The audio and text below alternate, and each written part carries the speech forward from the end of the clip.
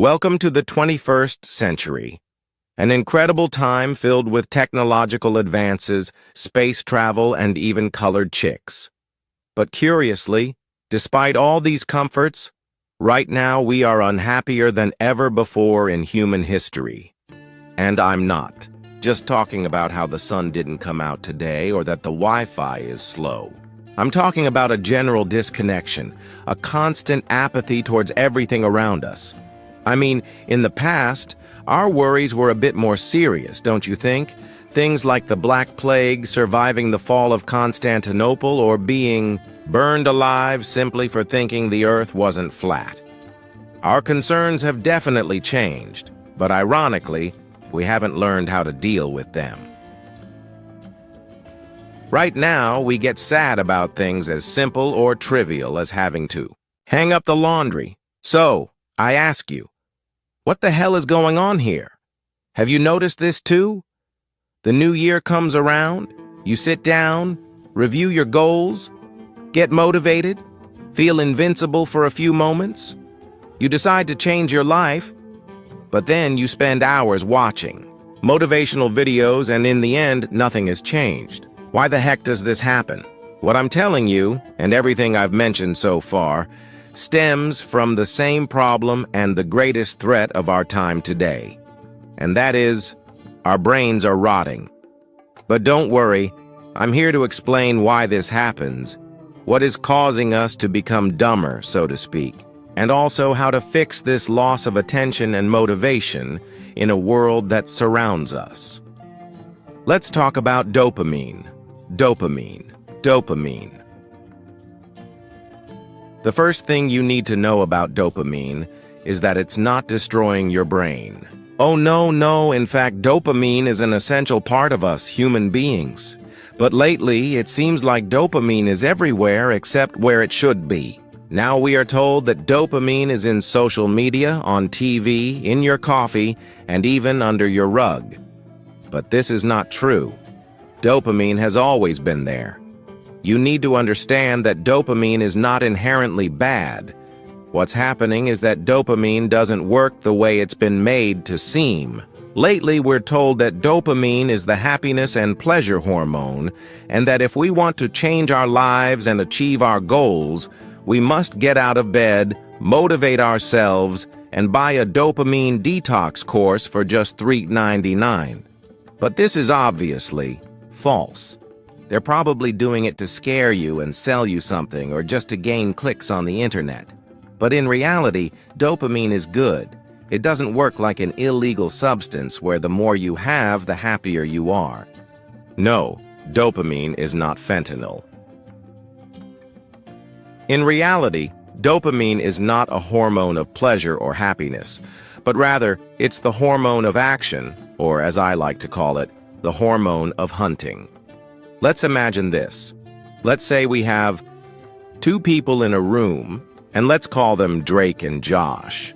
Drake has all of his dopamine taken away, while Josh has none of his dopamine taken away. Both of them are given a button, and when they press it, they receive delicious food straight into their hands without any effort. You might think that when they press the button, Drake won't enjoy his food because he has no dopamine. And Josh, being full of dopamine, will enjoy it 100 times more. But again, you'd be wrong. In fact, Drake can enjoy the food just as much, or even more, than Josh, because enjoying it is not the role of dopamine. That's the role of serotonin. Now, if we do the same experiment again but move the button a little further from them, let's say 1 meter, even though this is a small distance, Drake will no longer want to press the button. Even though he knows it will give him food, he would rather starve than get up and press the button. On the other hand, Josh's button is not only moved away, but there are doors and obstacles preventing him from pressing it. However, Josh would do anything to get to that button, but not for dopamine. He's just hungry. But dopamine motivates him to act on that hunger. Do you see the difference? Dopamine doesn't make you enjoy things, but it motivates you to do them. That's why I tell you that it's not that we're now full of dopamine. We've always had dopamine available. But before, this dopamine was enough to make us feel satisfied. Now, like Drake, your brain is trapped in a loop of instant rewards. TikTok, Instagram, YouTube. Every notification, every like, every viral video. Boom. Mini dopamine explosion. This makes us need more to feel the same pleasure. And not only that, but then this pleasure drops sharply because these stimuli are just that instantaneous stimuli. After that, there's a crash. So it's not just that our dopamine is no longer enough. We're actually generating less of it because TikTok does the work for you. It gives you dopamine for a few moments every time you watch a new TikTok video. But after 15 minutes, this production really stops and drops sharply. That's why we enter zombie mode and just keep scrolling, trying to find another video that will give us a little bit of that dopamine that the first video gave us. That's why I say it's like the hunting hormone, because it's not that we feel pleasure from hunting, but it's the hormone that motivated us to go out and hunt in the first place. Now, everything is available from the comfort of your home, so you don't have to go out and do anything. That's why things as simple as making your bed or hanging up the laundry no longer motivate you, because you don't have enough dopamine to feel motivated to do them in the first place. So we've gone from hunting mammoths to literally hunting likes. Man, have the standards really fallen low. But anyway, so who is to blame? We've seen that dopamine isn't the culprit. But let me tell you, the real culprit is right in front of you. Everyone now has a phone, and look, I don't want to sound like your grandma, but she has a point here. Before, if you wanted that dopamine rush, you had to socialize, go out, and do things like, well, I don't know. Flirt with a pretty girl, talk to your friends, even do something forbidden for entertainment. All of this required you to at least leave your room. But now, you can do all of that from the comfort of your couch. Your brain is designed to hunt mammoths, not to deal with so much easy stimulation. And this is simply rotting it more and more. Break. Time twos. So what should I do? Are you telling me to throw my phone away and close this video? Hey, no, please don't do that just yet. You'll see, these dopamine detox courses I mentioned are not bad, but they don't directly address the problem.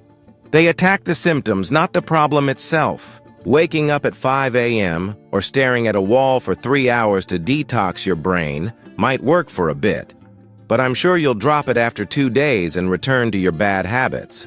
The point here is to reinforce your brain, and your brain works like a muscle. If you go to the gym being a weakling, of course, you won't lift the 100-kilo bar on the first try. You'll die in your first attempt. You have to start small. I'm not saying throw your phone away, but at least try not to use it for 30 minutes every day. Just put it aside and use those 30 minutes for your pending tasks, then go back to your phone. Yes, that's exactly how it happens. The brain thinks leaving a task unfinished is dangerous. So if you do productive things for 30 minutes and then return to your phone without finishing them, most likely you won't finish them at all, because 30 minutes is too short. Your brain will unconsciously want to finish what it left aside. So the next time, maybe without realizing it, you'll stop using your phone, not just for 30 minutes, but for an hour or two. Little by little, you'll spend more time off your phone than on it. I challenge you, make a plan for just 1 week. Stop using your phone for just 30 minutes every day for 7 days. I bet you'll end up extending that plan to 2 weeks, then to a month, and so on, until your life no longer depends on a screen. Maybe the next time you set goals for the new year, you won't feel apathy towards doing it, but excitement instead. Remember, your brain is not broken. It just needs a little adjustment.